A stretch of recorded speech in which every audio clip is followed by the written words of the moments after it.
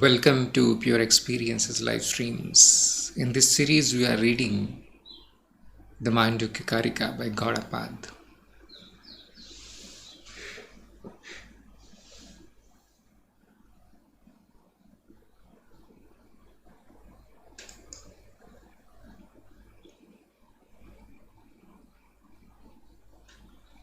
So let us jump into the next verse, which is number 29.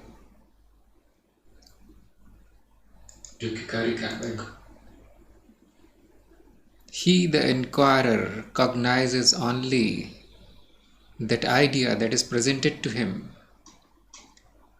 It, Atman, assumes the form of what is cognized and thus protects the inquirer. Possessed by that idea, he realizes it as the soul essence.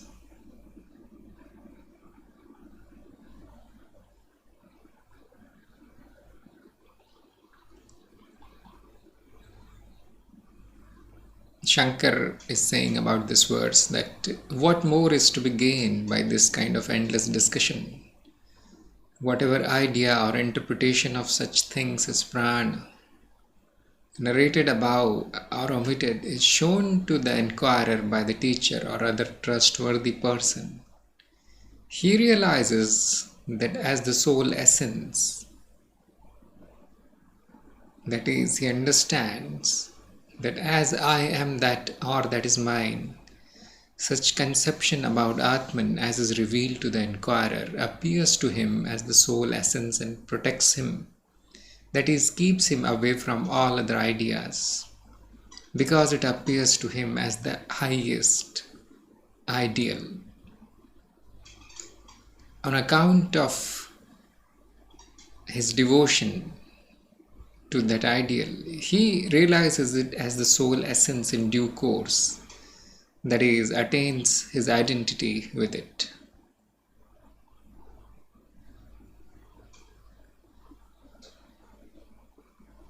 Probably it is Anand Giri's comments here about the prana. All interpretations of Atman must be included in the prana, as prana or the causal self is the highest manifestation of Atman in the relative plane. It is because such inquirer, for want of proper discrimination, accepts the words of the teacher as the highest truth. The teacher, also realizing the limited intellectual capacity of the student, teaches him at first only partial view of truth. Such student only gets a partial view of reality, though he takes it as the soul essence. He shuts his eyes to other views. On account of his single-minded devotion to that ideal, he becomes intolerant of the other viewpoints. But he who takes a particular idea to be the reality and condemns other ideas as untrue has not realized the highest truth. For to a knower of reality, all imaginations are identical with Brahman and hence have the same value. This is the mistake generally committed by the mystics who, for the want of the faculty of rational discrimination, do not see any truth in the views of others.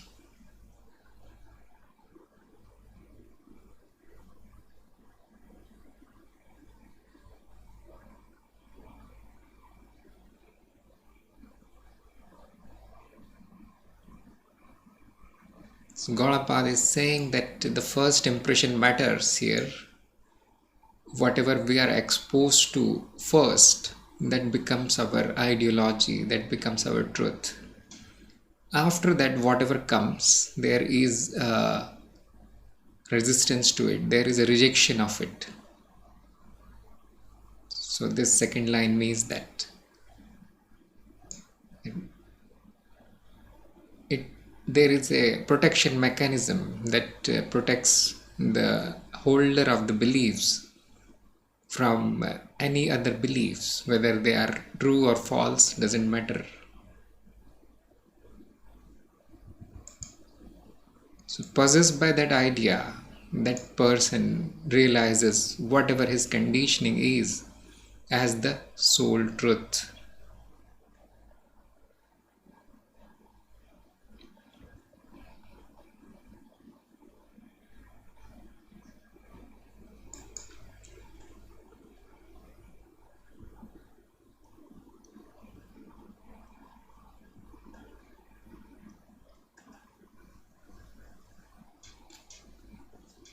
So if Advait is presented, then that becomes his soul as soul truth.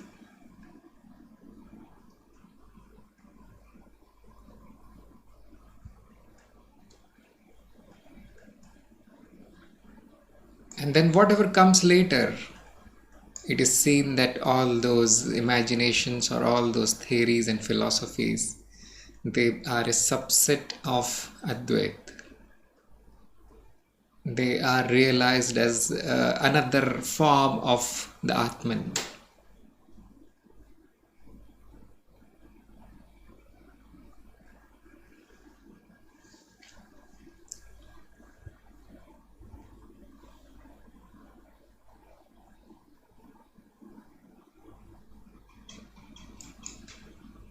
Now I can see a little bit of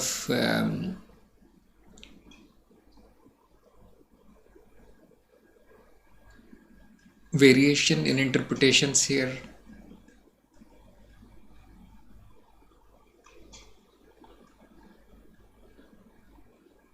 Especially in the Shankar's interpretation. But this one is clear. This Anand Giri's interpretation matches what is said here in the number 29.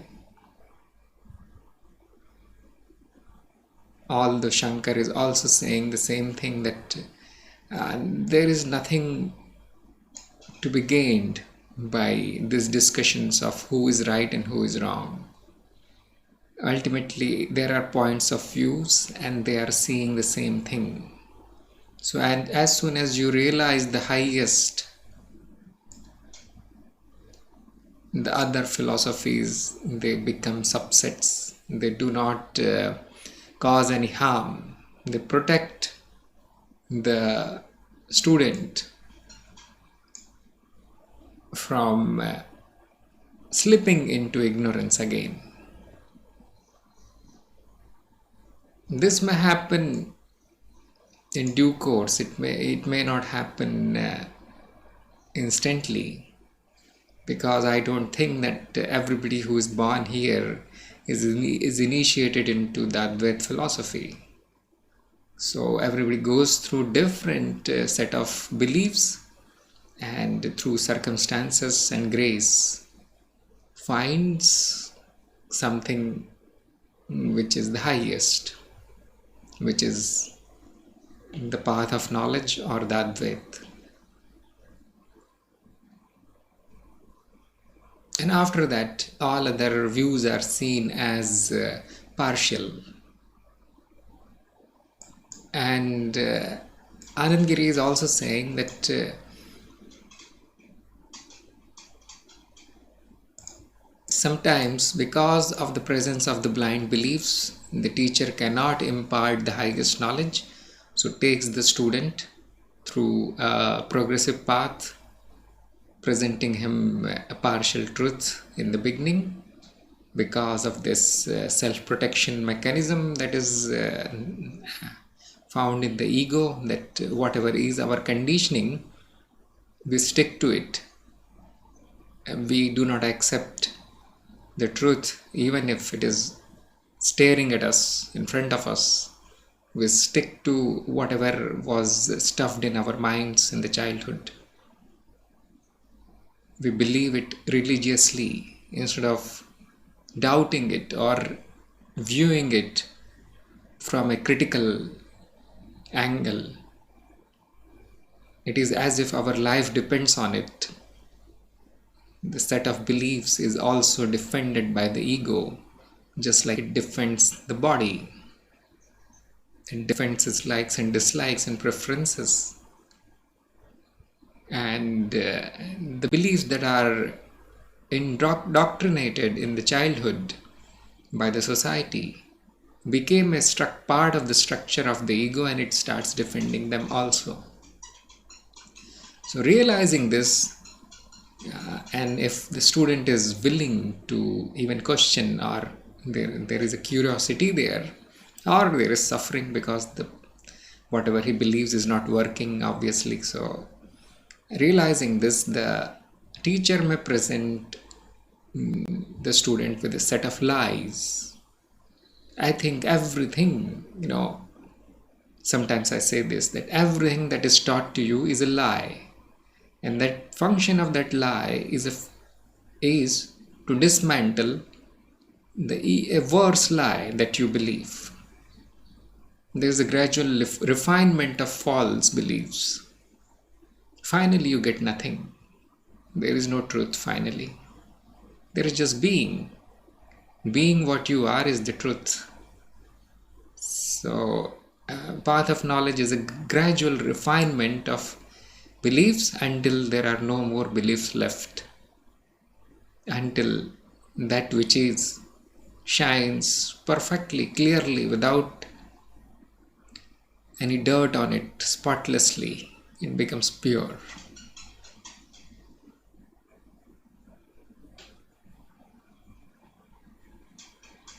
So what happens after that? The other views are incorporated into the wholeness. They are seen as partial points of views only. So he's saying it is a mistake that so-called experts do, that they simply dismiss all other views because they do not conform to their own views, which they gathered from here and there.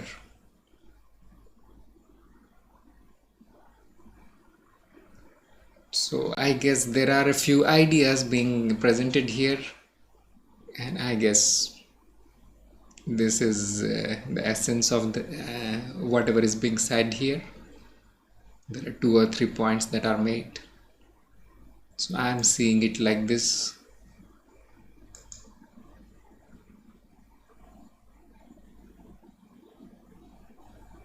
Truly imagines the meaning of the Vedas without hesitation.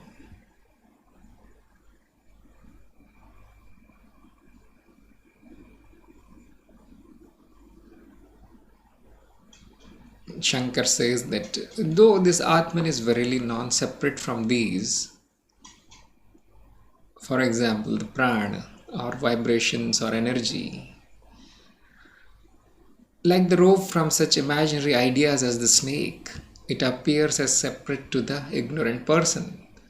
But to the knower, the prana do not exist apart from Atman. Just as snake, falsely imagined in the rope, do not exist apart from the rope. For the Shruti also says, all that exists is verily Atman.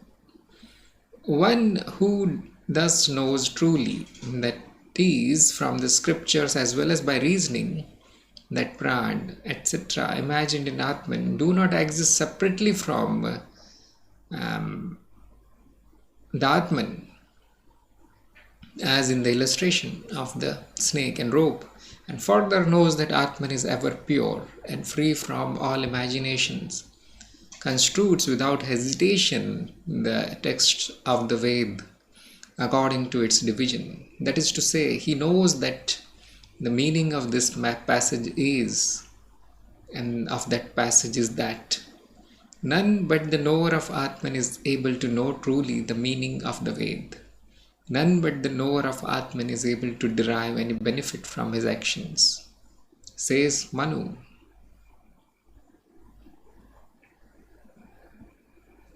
Anand Giri says about non-separation, it is because that which is superimposed cannot exist apart from the substratum.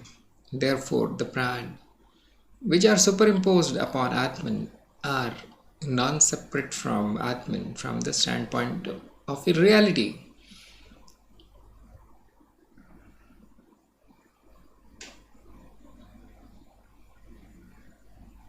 And he says that whatever is written in the Shruti can be demonstrated by reasoning. Even while Atman is imagined by the ignorant as prana, energy or whatever, it is known to the Jnani as pure and simple and free from all imaginations. For to the Jnani, such imaginations as prana are identical with Atman. For him, Atman never undergoes any modifications. He knows all that exists is verily Atman. A knower of reality does not follow any fixed rule for the interpretation of the Ved. The knower of reality is never a slave to the Ved, but whatever interpretation he gives of the Ved is their real meaning. Said by Anandgiri. And that is to say, the knowledge portion of the Ved, which is the Upanishad, directly leads to the non-dual Brahman, whereas the works portion, that is Karma Kand, explains reality from the causal or relative standpoint and thus indirectly indicates it. So a lot was said here by both Anand and Shankar on this one verse of Gaudapada.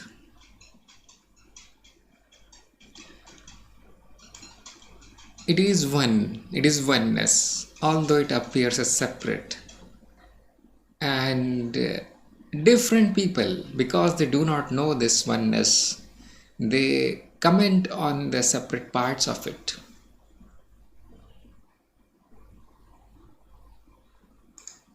As soon as you know the essence of what you are, which is the Atman, then the meaning of the scriptures is revealed.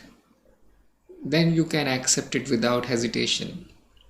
If you simply read whatever is written in the Veda or other old texts, it is not going to do much for you.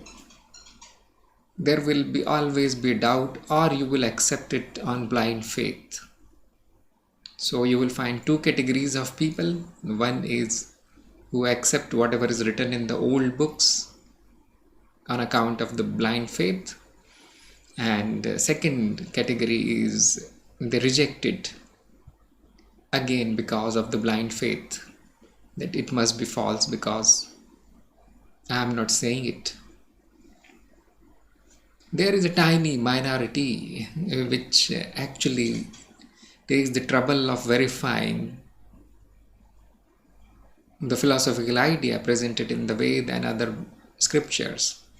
And as soon as they see it, then there is no hesitation in saying that whatever is written there is right. So ultimately, your own direct experience and rational abilities are going to show you what is true, what is not. And then you will see that because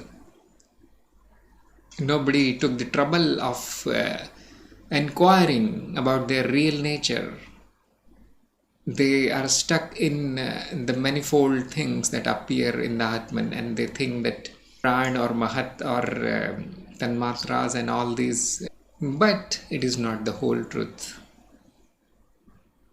It is because the imagination or the knowledge of the professors of those philosophies, it could not go deeper than that. So they assumed it as the only truth. But these become the subsets, these become the points of views of different researchers and different philosophers. That's all it is. It is only point of view. Once it is known that it is all one, all that exists is verily Atman. Now you can name it anything, you can even call it Brahman. So all that exists is verily Brahman. Then we can see the different points of views, and we can see their limitations also. We can declare them as false or incomplete or inconsistent with each other and so on. That is what he did in the last 8 verses. We can see the limitations of the intelligence of the people who professed that those philosophies. But we can also see that yes, in a relative sense, all those things make some sense. They can be useful for this or that. They can be useful for teaching those students whose intellect has not matured yet. They can be useful for technology and such things. But they are not true. They are not true. You see the lies, you see the false as a part of Atman. That which is false also exists as a part of this existence. You can see that the ignorance also exists as a part of the existence. The ignorance is not separate from what is. The ignorance is also me. The knowledge is also me, and all these concepts are also me. Even though they are illusory, they are also me. There is no snake without the rope. Snake and rope taken together are one reality. It is the mind that then labels it as an illusion or as a reality. So the knowledge exists only in the mind. And the existence is free from knowledge, and it is free from ignorance also.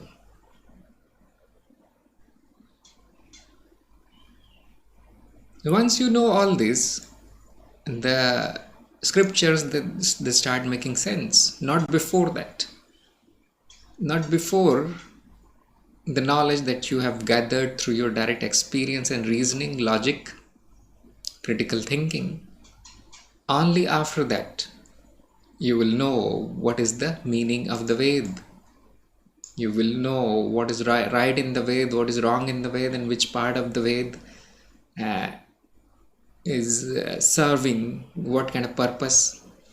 You see, the Ved does not only contain philosophy, it contains a lot of things, and there are derivatives of the Vedic literature. The Upved and the Upanishads, they are also derived out of the Vedic text. And initially there was only one Ved. It was divided into 4 because it was too big, I think. And different people were given custody of different parts of it. They were appointed as preserver, protector of knowledge. So from there on, everything went downhill, as we know. Currently, it is very difficult to find out what they are saying. But thanks to the commentaries and Upanishads and different philosophers like Gaudapada and Shankar and Anandgiri and others, without which it will be difficult to say what these things are. Without the commentators such as Manu, however controversial these people are, they do throw some light on what is the real intention behind the Ved, what is the meaning of the Ved.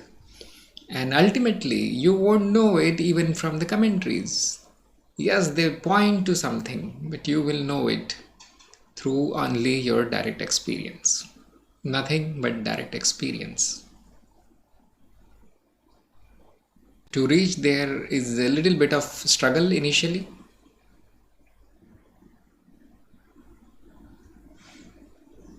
You can read everything, but ultimately you will need to find out by direct experience and reasoning.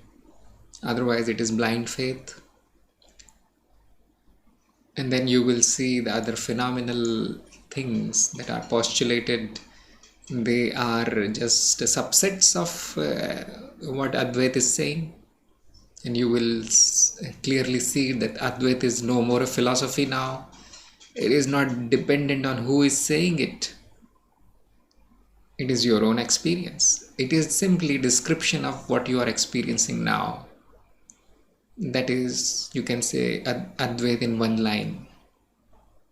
The non-dual is that which you are experiencing right now, right here. So now you don't need to learn words. You don't need to make theories. You don't need very, very convoluted logic. It is that which you are. That's all. Everything else. And such a person is called Jnani, or the knower, or the seer. And to a Jnani, everything can be assimilated in Atman. Even the modifications are Atman now, because there is a very strong conviction, strong knowing, without any doubts, that the Atman is unchanging. There are no modifications. There are apparent modifications. There are apparent changes. These apparent changes, when taken as truth, lead to ignorance. And all of this play is a part of the Brahman, the same Atman. So you will find that a true Jnani never debates. A true Jnani does not argue. He simply answers the questions. If you approach such a Jnani person, he will, and if you tell him that this is right, that is right, he will just nod. He will just accept. Sometimes he will counter question. If he is kind enough, he will try to show the holes in your argument, but he will never say you are wrong. Or whenever he says it, it is because of his kindness. Otherwise, he lets him go. Okay, whatever you say is also true. Then go and enjoy your truth. Only thing is, as soon as you ask a question, he is instantly interested. Now he lights up like a light bulb. Now the knowledge flows through him. Otherwise, he is not bothered about what is true, what is false. Now, I know these kind of people are very rare to find, because there are traces of ignorance left in everyone. We are humans, and because there are egoic factors there is a desire to tell others what I know. This is the human nature, you see. We want to share what I know, and so on. So such an ideal Jnani is not found in this part of the universal mind called the physical world, human world. But you will find people who come very, very close. They are either silent, or whenever they are speaking, they are talking about the ultimate truth. That's all. They don't waste time. So these are more commentary added by Anandgiri, and I fully agree with it actually, because I am like that. A knower of the reality does not follow any fixed rule for the interpretation of Vedas.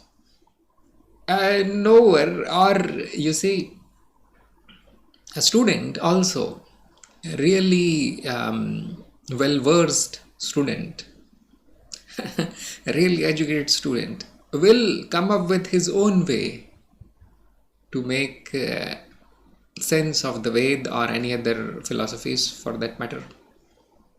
He is not interested in what others think. Oh, look, this is the word and it means only this and nothing else. But the real student will want to put his own experience before the interpretation. Is not moved by any kind of authority or any kind of old interpretations. The belief that these verses are to be only interpreted in only this way, well, that amounts to stupidity. There is no rule like this. You can interpret it in any way you want. And the most useful of it is your own experience and logic. If it holds in front of your own experience and your own logic, then there is some value in the scriptures. Otherwise, they are just wiggly lines. So he is using kind of very strong words. Knower of reality is never a slave to the Veda. So there are two kinds of people. Those who simply parrot the Vedas because they are holy moly, and the second is they know the Vedas. They can write it if they want. They can write the 4 Vedas using their own experience whenever they want.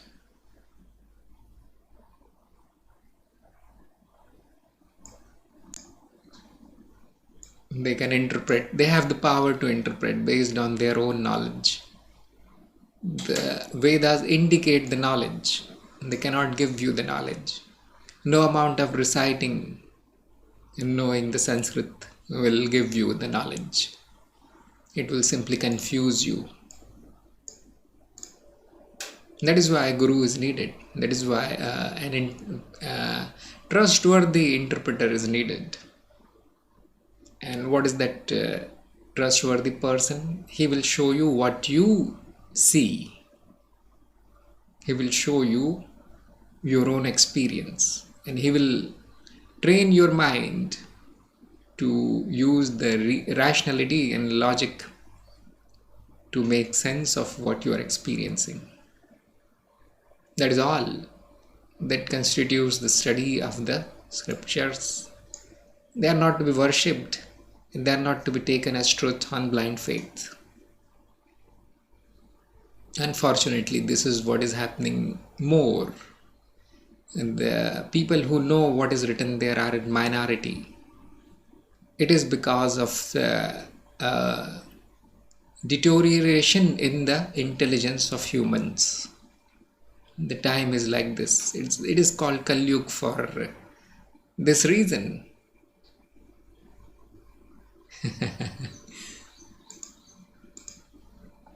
The knowledge falls in Kali Yuga, and the blind faith and stupidity reigns.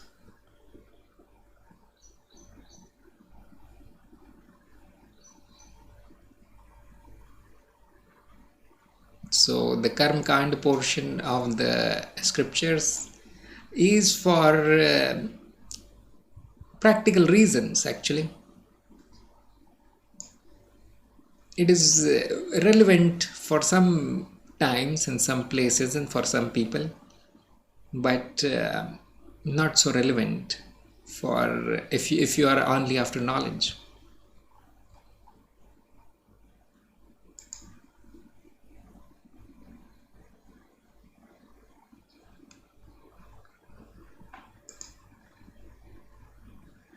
Number 30.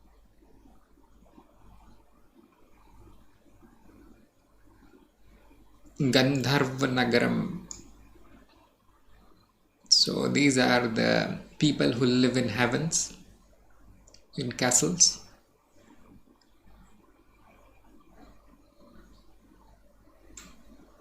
They have castles in the sky. So he is saying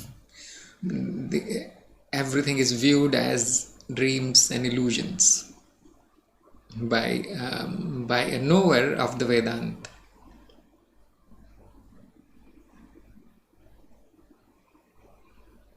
Tatha Vishwam Idam Drishtam. Shankar is saying the unreality of duality has been demonstrated by the Vedanta scriptures. Therefore, it is stated, dream objects and illusion, though unreal, when their true nature is considered, are thought, in spite of their unreality, as real by the ignorant. As an imaginary city in the sky, filled with shops full of vendible articles, houses, palaces, and villages frequented by men and women, though appearing real to us, is seen to vanish suddenly as a dream and illusion, which are known to be unreal, though they appear to be real. so also is perceived this entire duality of the universe to be unreal. Where is this taught? This is thus taught in the Vedanta scriptures. There is no multiplicity here. Indra assumes diverse forms through the powers of Maya. In the beginning, all this existed as Brahman. Fear rises verily from duality. That duality does never exist. When all this has become Atman, then who can see whom and by what?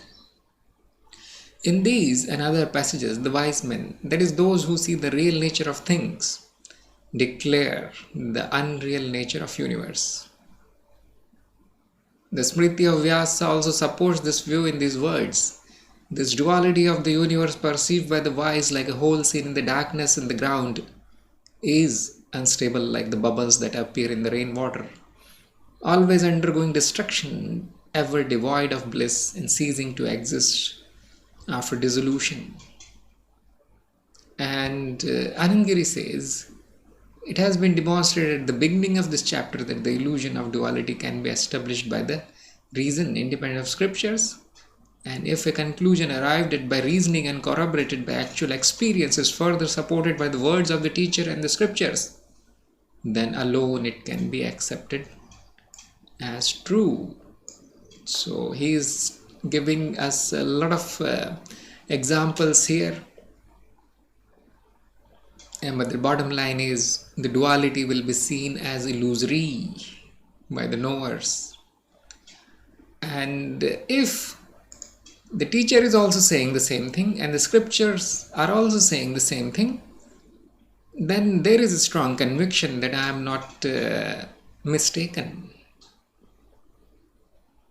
If it is going on since thousands of years, and people who are very, very intelligent and wise and have no hidden motivation to delude you into thinking something else, just like these politicians or religious leaders have, they have motivations to keep people enslaved.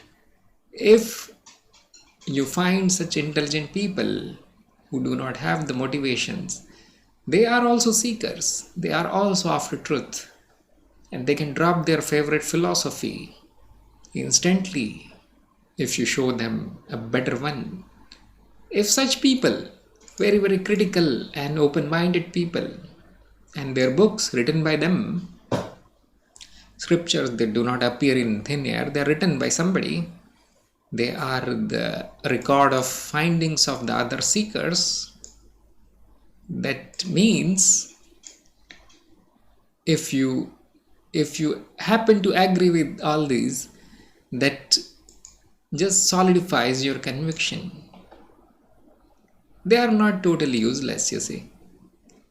They provide us with confidence that I am on the right path.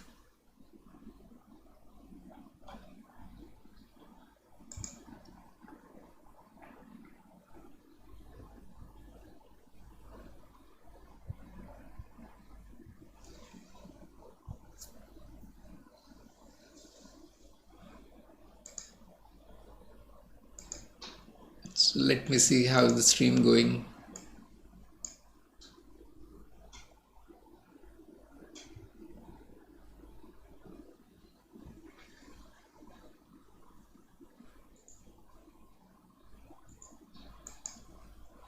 Okay, it's going well, I think.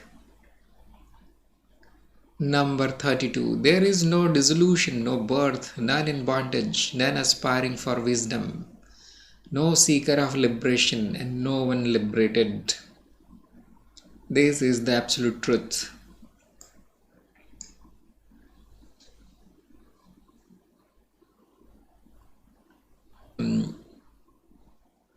Your teacher is not going to tell you these things.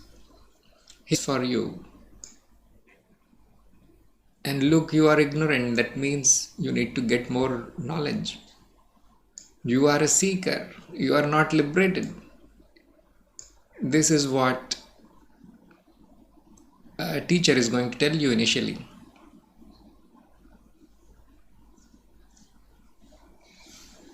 ultimately, this is all garbage.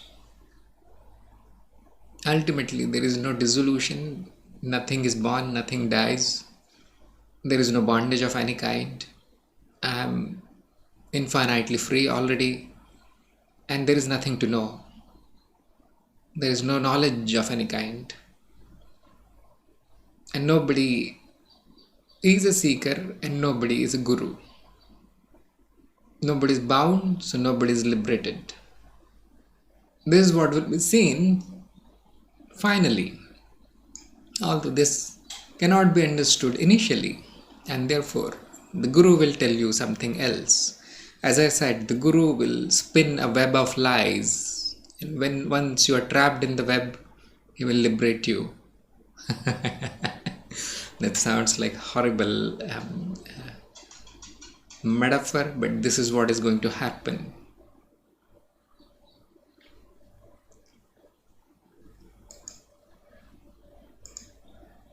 So Shankar has to say something here. This verse sums up the meaning of the chapter. When duality is perceived to be illusory and Atman alone is known as the sole reality, then it is clearly established that all our experiences, ordinary or religious, verily pertain to the domain of ignorance. Then one perceives that there is no dissolution, that is destruction, no birth or creation, that is coming into existence, no one in bondage, that is no worldly being, no pupillage, that is no one adopting means for attainment of liberation, no seeker after liberation, and no one free from bondage, as bondage does not exist. The ultimate truth is that the stage of bondage, etc., cannot exist in the absence of creation and destruction.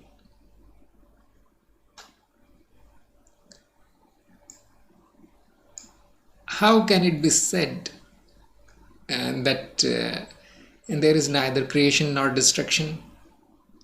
It is thus replied, and there is no duality at any time. The absence of duality is indicated by such scriptural passages as, when duality appears to exist, one who appears to see multiplicity.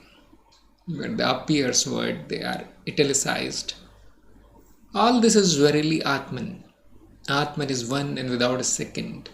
All that exists is verily the Atman. Birth or death can be predicated only of that which exists and never of what does not exist, such as the horns of a hare. That which is non-dual can never be said to be born or destroyed. That it should be non-dual and at the same time subject to birth and death is a contradiction in terms. It has already been said that our dual experience, characterized by the activities of prana, is a mere illusion, having Atman for its substratum, like the snake imagined in the rope, which is its substratum. The imagination characterized by the appearance of the snake in the rope cannot be produced from, nor even in both, that is the rope and the mind. Thus duality, being non-different from mental imagination,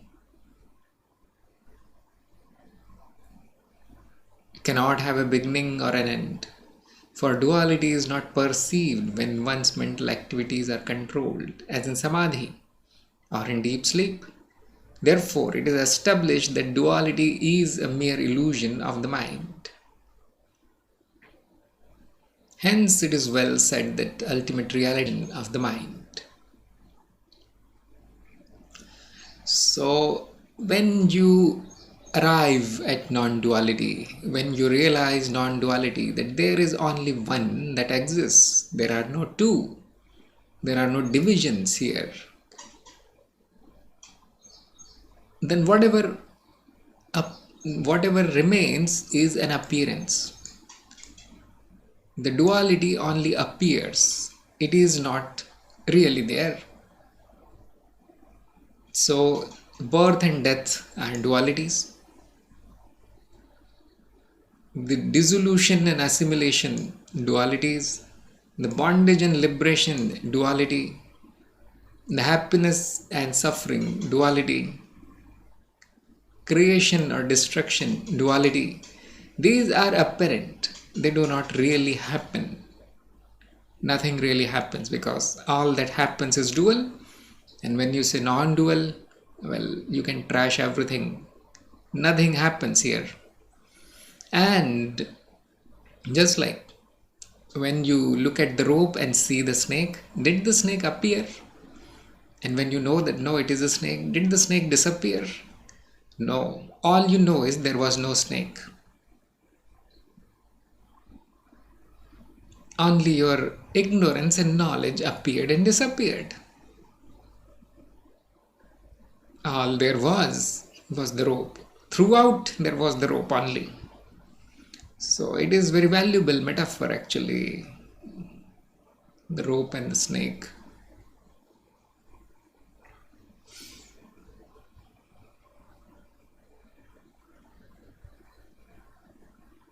So when the substratum is realized, which you can see it like a rope, then whatever other things that appear in it because of the ignorance or projection of the mind, they can be discarded as not true. And then when the bondage is not true, there is no need to be liberated. When the suffering is not true, there is no need to become happy. You can be in bliss without happiness and suffering.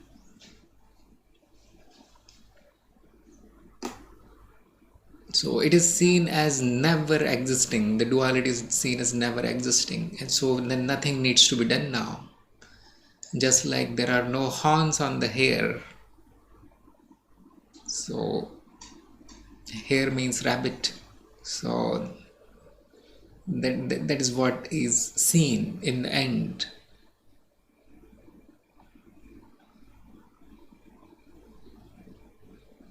Nothing gets created, so nothing gets destroyed. There is no fear.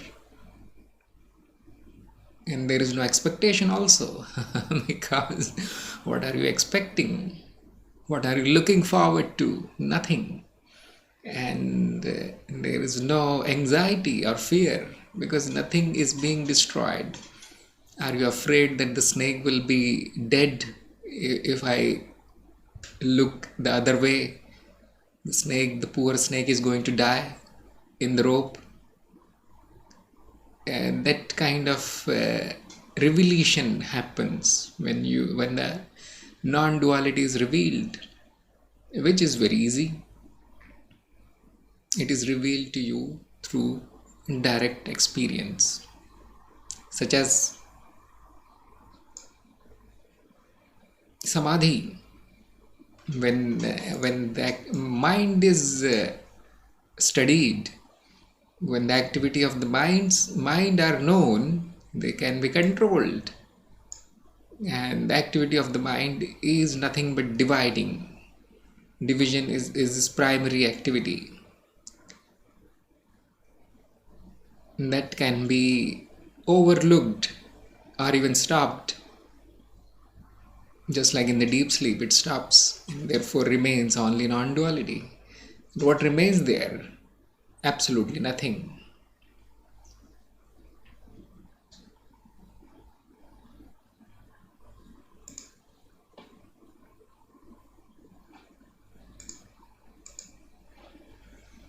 So there is an objection here. If this be the case, the object of teachings should be directed to prove the negation of duality and not to establish as a positive fact non-duality. Inasmuch as there is a contradiction in employing the same means for the refutation of one and the establishment of another. If this were admitted, then the conclusion will tend to become nihilistic in the absence of evidence for the existence of non-duality as reality, for duality has already been said to be non-existent. So let me see what's going on here. What is the objection here? Probably he is saying that you are trying to negate the duality. That's all you're trying to do. And when the duality is shown to be nothing, when it is equated to zero, then nothing is left. It becomes nihilistic, which you are not ready to admit. So what are you doing here?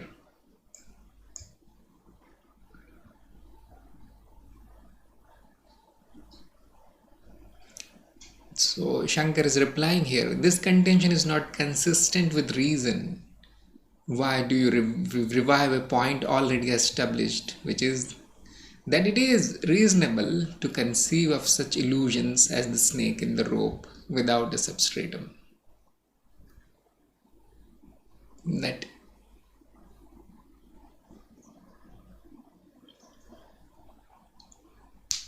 and I think Shankar is reminding him that look, it was already discussed that the duality is there, but only as an illusion. The illusion forms a part of the Atman, or you can say the Atman appears as an illusion. As long as there is ignorance, it will keep appearing like this. So it is not a negation of duality, it is showing the real nature of duality. Probably that is what he is saying. The illusions point to the substratum. Without the illusions, the substratum is not known, cannot know it. It is beyond mind. So, objection. This analogy is not relevant, as even the rope, which is the substratum of the imaginary snake, is also an imaginary entity. I don't know why he said it. And Shankar says, it is not so, for upon the disappearance of the imagination, the unimagined substratum can be reasonably said to exist on account of its unimagined character. And the objection says, it may be contended like that the imagination of the snake in the rope, it is also unreal. Yes, now this is a very good point actually. If the snake is imaginary, then why do you say the rope is not imaginary? this comes as a very frequently asked question in Advait, that you tell me that the world is illusion and only consciousness is real. But what if the consciousness is also illusion? What if it is also unreal? What tells you that it is real? And it is a very good point, isn't it? That means now the student is thinking for himself, and the reply comes like this. It cannot be so because the Brahman, is never unimagined, because it is like the rope that is never the object of our imagination and is real even before the knowledge of unreality of the snake. Further, the existence of the subject, knower or witness of imagination, must be admitted to be the antecedent to the imagination. Therefore, it is unreasonable to say that such subject is non-existent. And the reality of the subject can be shown in one line, that one illusion cannot apprehend the other illusion. The meaning of the word illusion is does not exist but appears. So if it does not exist, then nothing remains to be seen, not even illusion. If the Atman is unreal, there won't be any experience, because one illusion cannot experience the other illusion. Actually, it will become so meaningless that this argument becomes ridiculous.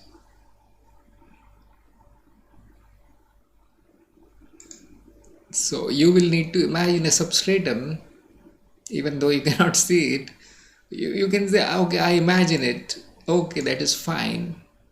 but that imagined substratum will form a real background of your imaginations.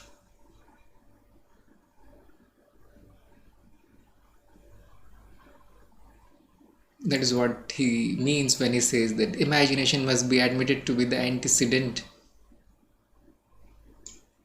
I'm sorry, then the witness must be antecedent to the imagination. If there is no witness also, then who is imagining? And who knows that it is an imagination? Knower of the illusion, if himself is an illusion, then nothing remains to be said then. Then there is no debate about it.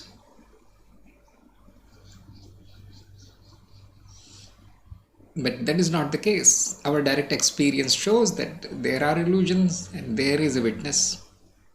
Now there is something to say. Therefore, it is not nihilistic.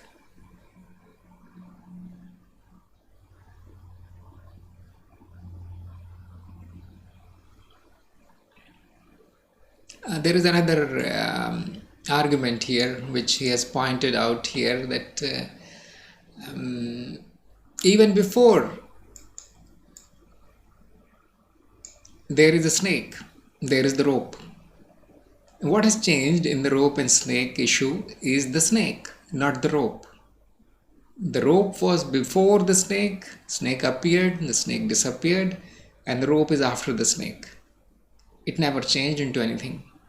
So that which never changes is the real. That which appears and disappears is unreal. And this is the criteria of reality in Advaita. As you must have recognized by now, there is only one criteria of reality in Advaita. The reality means truth.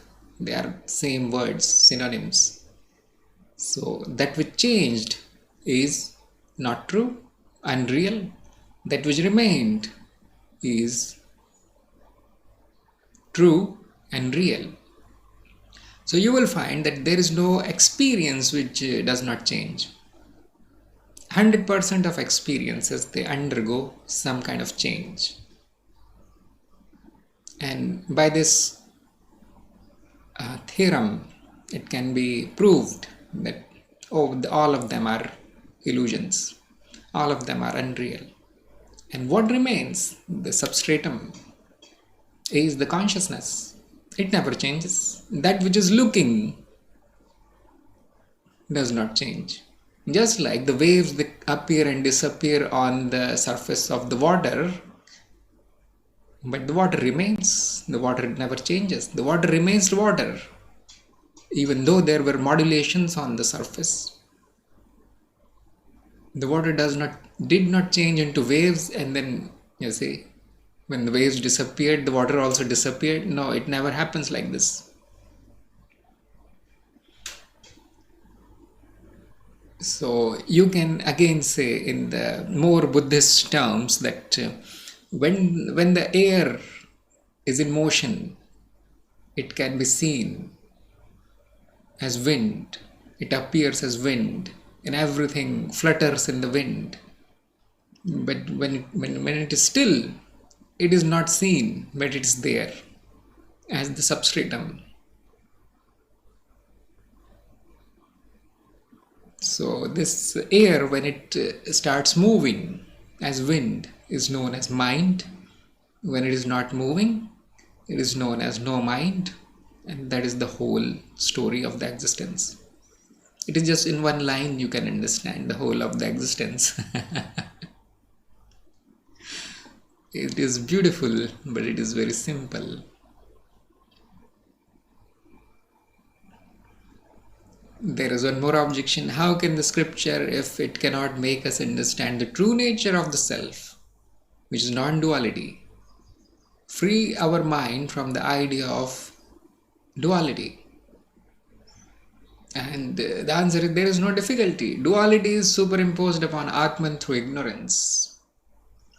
How is it so? I am happy, I am miserable, ignorant, born, dead, worn out, endowed with body. I see, I am manifested and unmanifested, the agent, the enjoyer, related and unrelated, decayed and old, this is mine.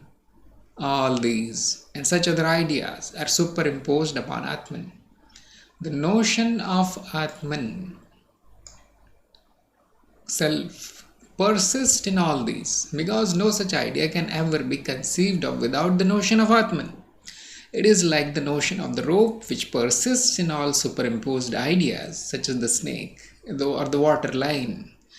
Such being the case, the scripture has no function with regard to the Atman, which, being of the nature of the substantive, is ever self-evident. The function of the scripture is to accomplish that which is not accomplished yet.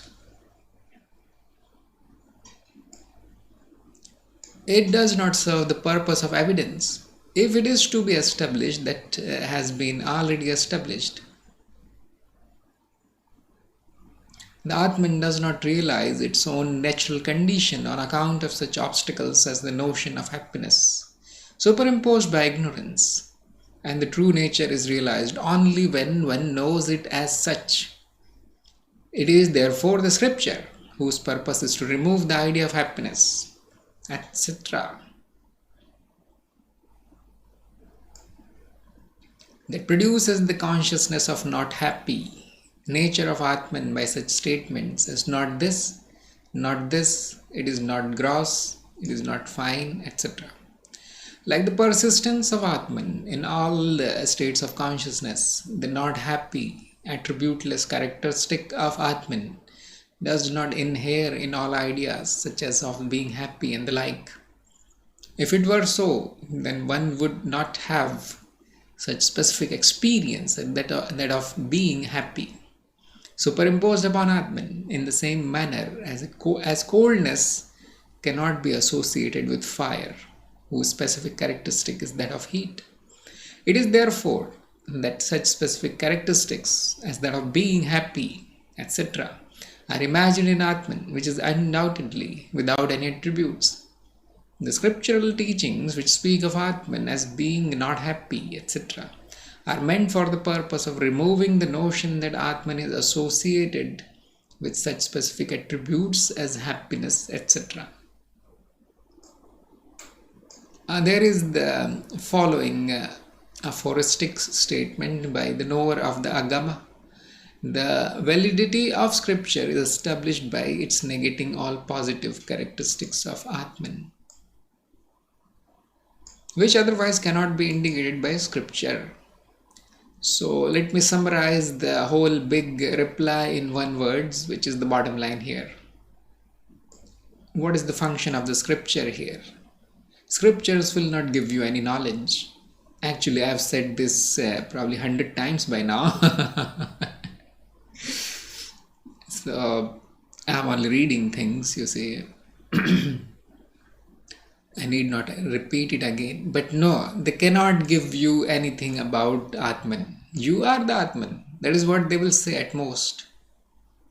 What they do is they destroy the ignorance. They negate all positive characteristics of Atman by negative teaching. The whole of the Advaita is a negative teaching. It is meant to remove. Dig out the diamond from the dirt. It is not piling up the trash on the diamond. That is the role of the scripture and also of the Guru. Ultimately, the Guru does not give you any knowledge at all. He takes away all the beliefs. That is all he does. He will destroy all the beliefs. It does not matter what you think of your beliefs. If you think the beliefs are true, he will destroy them. If you think they are false, he will destroy them. Same thing is done by scripture.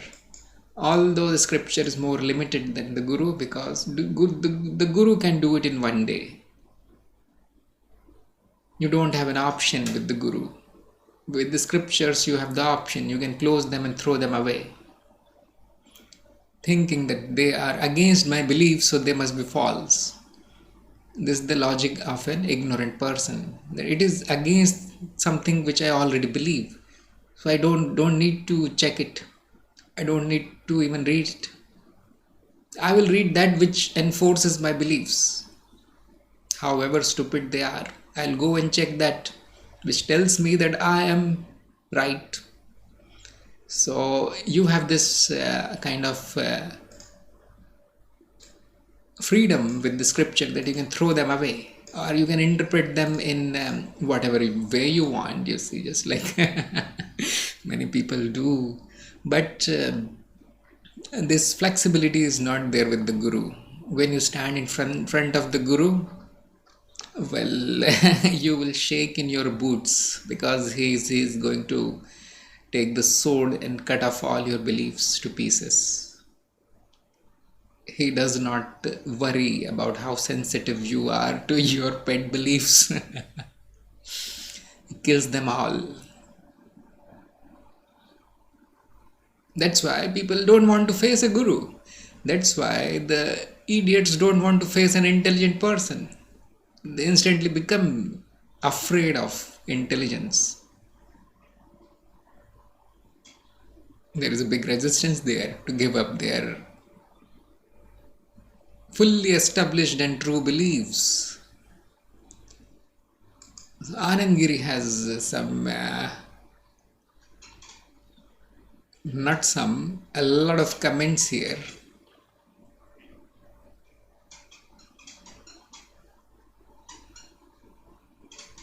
And I'll leave it to you to go through them, because surely they are very, very interesting. But the point has been made, isn't it? So I'll read the last one from him. And the scriptures serve a negative purpose. That is, it helps us to remove all attributes which are the ideations of our mind, also known as vrittis. They are all mind created, imagined, cooked up. By associating Atman with any attribute such as the condition of being happy, we make it an object. But Atman is the eternal subject, witness of all ideas. So, well, the Atman is so great, actually, it is so tolerant that it allows all the false ideas also. It is simply witnessing the ideas. If you say, I am happy, I am sad, there is a witness of it. There is a witness of all these ideas. It allows them. It does not say, okay, don't say it because I am here, I am here. I am the true one. Don't call the things that are getting happy and sad as yourself. It never complains. It has no motivations to establish itself as truth.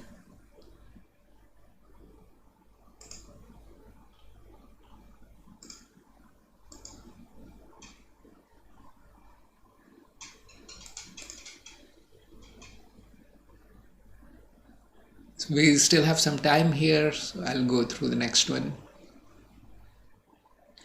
This, the Atman, is imagined both as unreal objects that are perceived and as the non-duality. The objects are imagined in the non-duality itself. Therefore, the non-duality alone is the highest bliss. So, in essence, he is saying that the duality happens in non-duality. It allows the unreal also. It does not throw away the unreal.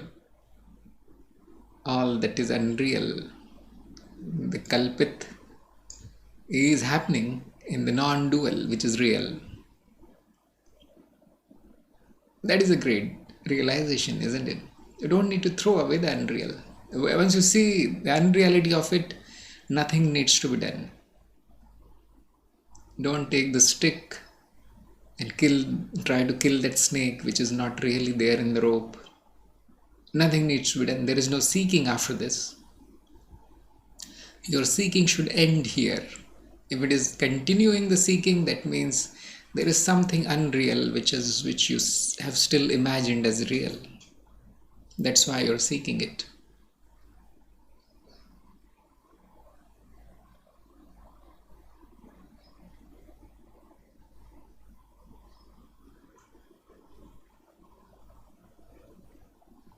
Shankar is commenting here, the reason for the interpretation of the previous verse is the stated. Just as in the rope, an unreal snake, streak of water, or like is imagined, which are non-separate from the existing rope. The same rope being spoken of as the snake, the streak of water, the stick, or the like. Even so, this Atman is imagined to be innumerable objects which are unreal and perceived only through ignorance, but not from the standpoint of the ultimate reality. For unless the mind is active, nobody is ever able to perceive any object. But no action is possible for Atman. Therefore, the objects that are perceived to exist by the active mind can never be imagined to have existence from the standpoint of the ultimate reality.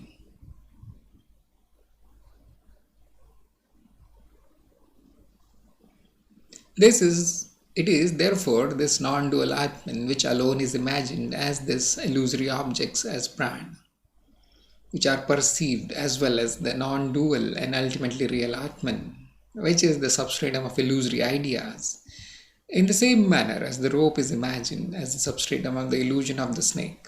Though always one and unique, the entities that are perceived are imagined as having the non-dual and ultimately real Atman as their substratum. For no illusion is ever perceived without a substratum. As non-duality is the substratum of all illusions, and also as it is in its real nature ever unchangeable, non-duality alone is the highest bliss. Even in the state of imagination, that is empirical experiences, imaginations alone are the cause of misery. These imaginations cause fear, like the imaginations of the snake. Non-duality is free from fear, and therefore it is the highest bliss. So bliss is a result of knowing your true nature. It is not another state of the mind. The fear is there because of the ignorance, because you have associated yourself with these imaginary happenings which are bound to go away, and that cause the fear in the mind. The mind imagines, he says, the active mind imagines things as owns the things, and then fears the disappearance of the things, which eventually happens. It is not possible that whatever appeared will never disappear. It is not possible. It will disappear. Something else will appear. That is another matter. But that which I am clinging to, if it starts disappearing, then the mind becomes fearful. That is also allowed. That is also seen. That is also witnessed. Similarly, when it gets something which is illusory, which is passing, the mind produces happiness. If it loses, it produces sadness. If it does not gain, it produces suffering. And everything is happening on the non-dual background of the highest bliss, which an ignorant person completely misses, cannot find that highest bliss, because the attention is totally consumed by illusory events that are mind created.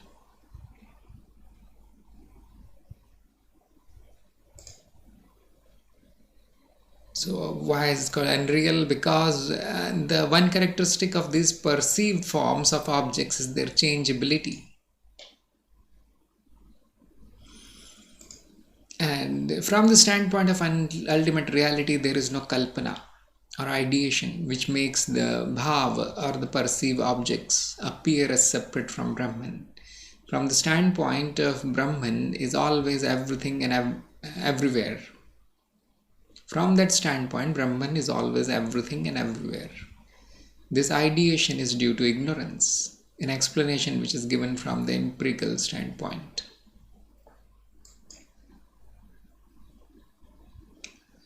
This non-dual characteristic of Atman is a correlative of the duality. Hence, this conception of non-duality is not free from ignorance. In contrast to the changeable bhava, the Atman is imagined as the non-dual entity. Hence, they stand and fall together. Atman is beyond all kalpana or mental activity. Therefore, Atman from the highest standpoint cannot be called one. If the term is used as a contrast to the many or duality, non-duality is a negation of all thoughts of duality. So here we get a hint of why we don't simply call it one, because the mental activity appears with the perceiver of the mental activity, always appears as two. It's kind of paradoxical. So we use the word non-duality. Look, it appears, but it is not. This is what the word non-duality is saying.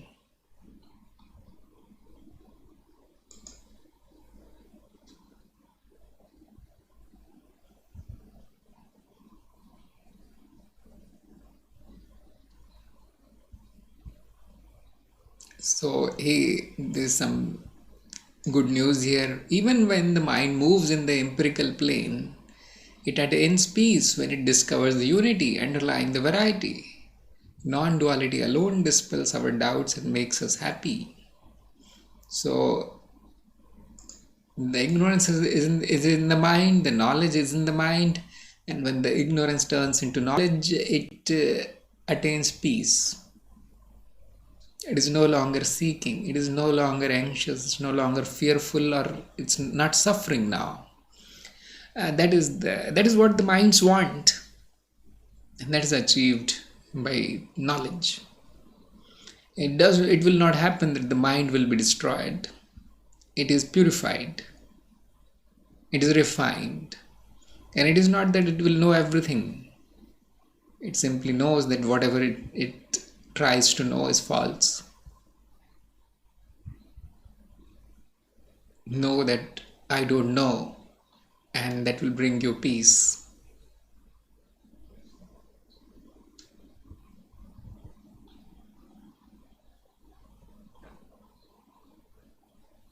When the student attains to the state of non-duality, he enjoys real bliss. As in that state, there exists nothing of which he can be afraid of.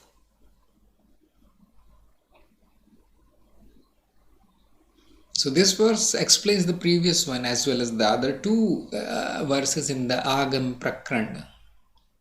The highest teaching of Vedanta is that Brahman alone is real. What are known as bhav are multiple phenomena. You can translate bhav as an expression, are nothing but Brahman. As the snake is identical with the rope from the standpoint of knowledge, or as the dream objects are nothing but the mind, so are the various objects perceived by us nothing but Brahman. When one perceives the snake as other than the rope, he is afraid. This fear is based upon ignorance. Similarly, when one finds the objects as separate from Atman, he feels attached to or disgusted with them and suffers accordingly. But the highest bliss is realized when one finds everything as Brahman. From the standpoint of truth, Prapancha or the phenomenal world, Prapanch can be translated as a drama, or even the idea of perceiving them does not exist as separate from Brahman.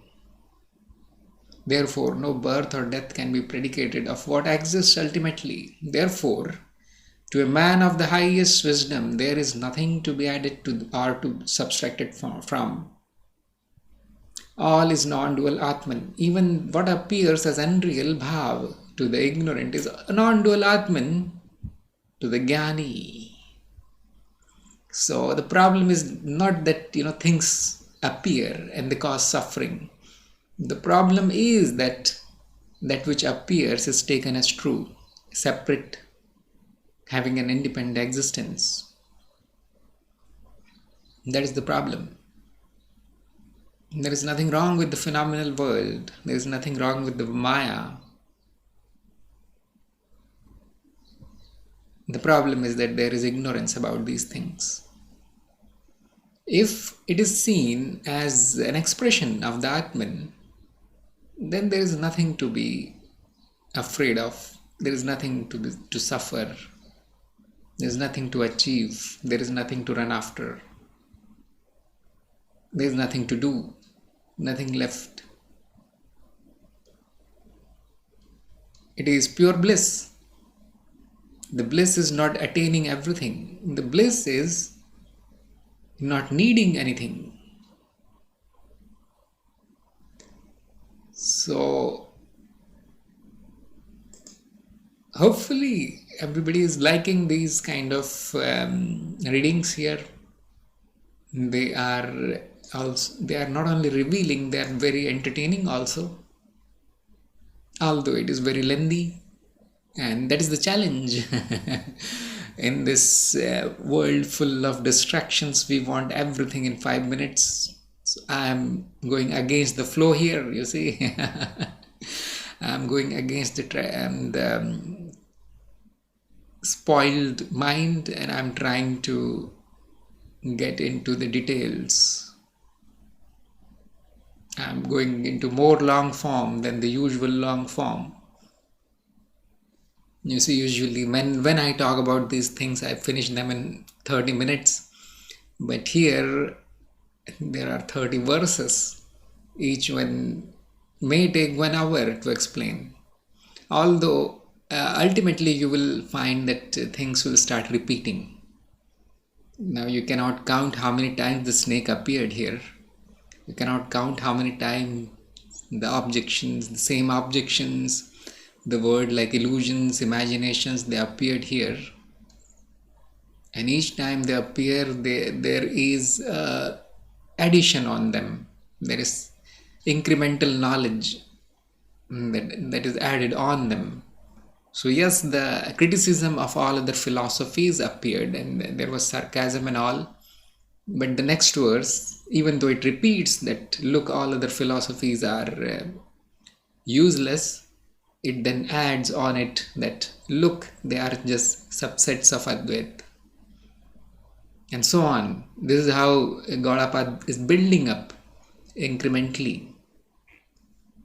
So he did reject everything that appears as non-Atman, but now he says it's the non-duality alone.